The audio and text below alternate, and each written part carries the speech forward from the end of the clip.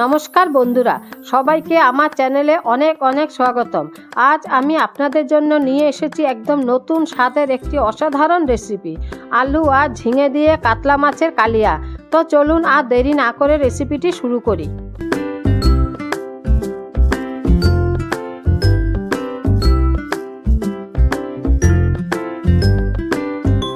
প্রথমেই আমি কাতলা মাছগুলো খুব ভালো করে ধুয়ে পরিষ্কার করে নিয়েছি। এবার এর মধ্যে পরিমাণ মতো নুন আর হলুদ গুঁড়ো দিয়ে খুব ভালো করে মাখিয়ে নেব। আপনারা চাইলে এই সময় একটু লঙ্কা গুঁড়োও দিতে পারেন, এতে রঙটা আরও সুন্দর আসে। মশলা মাখানো মাছগুলো 10 থেকে 15 মিনিটের জন্য রেখে দেবো, যাতে নুন আর হলুদের স্বাদ মাছের ভেতর পর্যন্ত ভালোভাবে ঢুকে যায়। এই ছোট্ট স্টেপটা কিন্তু খুবই ইম্পর্টেন্ট, কারণ এতে মাছের স্বাদ অনেক বেড়ে যায়।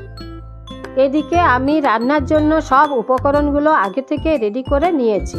লম্বা লম্বা টুকরো করে আলু কেটে নিয়েছি, এর সঙ্গে নিয়েছি এক টুকরো আদা, কয়েক কোয়া রসুন, দুটো পেঁয়াজ, কয়েকটি কাঁচা লঙ্কা আর ঝিঙে কেটে নিয়েছি। এছাড়াও নিয়েছি 3টে টমেটো, যা গ্রেভিটাকে খুব সুন্দর রং আর স্বাদ দেবে।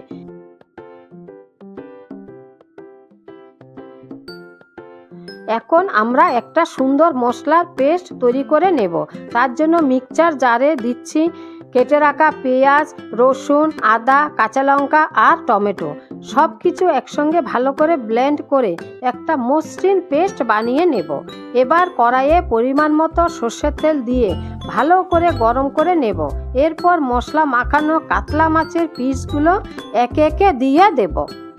সাবধানে মাছগুলো 2 পিঠ সুন্দর করে ভেজে নেব, যতক্ষণ না হালকা সোনালি রং চলে আসে। খুব বেশি ভাজবেন না, তাহলে মাছ শক্ত হয়ে যেতে পারে।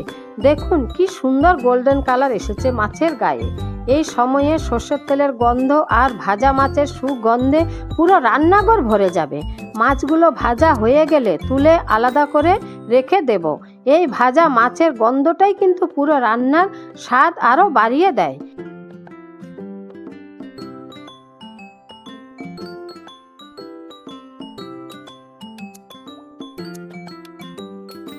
এবার একই কড়াইয়ে আবার একটু সর্ষের তেল দিয়ে ভালো করে গরম করে নেব।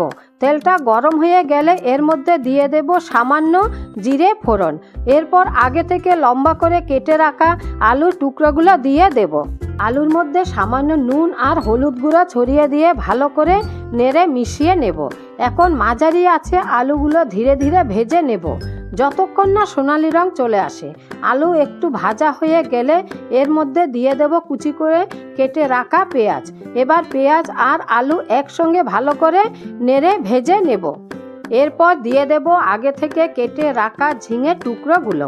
ঝিঙে খুব তাড়াতাড়ি সেদ্ধ হয়ে যায়, তাই বেশি সময় ভাজার দরকার নেই। শুধু 2 থেকে 3 মিনিট মাঝারি আঁচে হালকা ভেজে নিলেই হবে। এরপর আমরা আগে থেকে তৈরি করে রাখা পেঁয়াজ, আদা, রসুন, কাঁচা লঙ্কা আর টমেটোর পেস্টটা কড়াইয়ে দিয়ে দেব।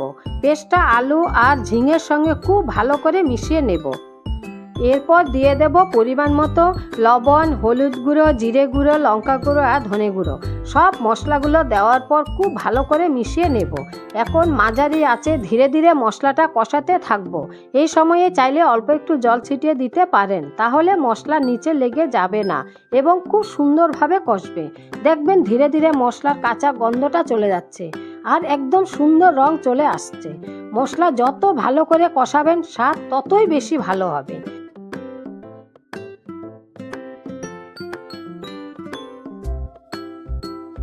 এখন এর মধ্যে পরিমাণ মতো জল দিয়ে দেব।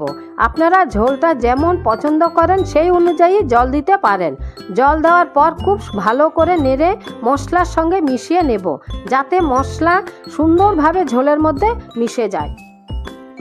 এরপর আগে থেকে ভেজে রাখা কাতলা মাছের পিসগুলো আস্তে আস্তে ঝোলের মধ্যে দিয়ে দেব।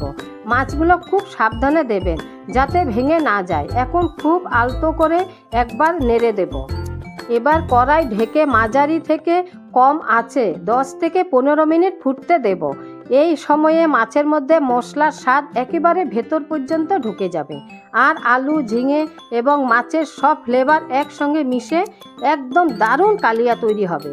আস্তে আস্তে দেখবেন ঝোলটা একটু ঘন হয়ে আসছে আর উপরে তেলটা ভেসে উঠেছে। এই সময়ে গন্ধটাই কিন্তু একেবারে অসাধারণ লাগে। এই তো দেখতে দেখতে আমাদের গরম গরম কাতলা মাছের কালিয়া একেবারে তৈরি।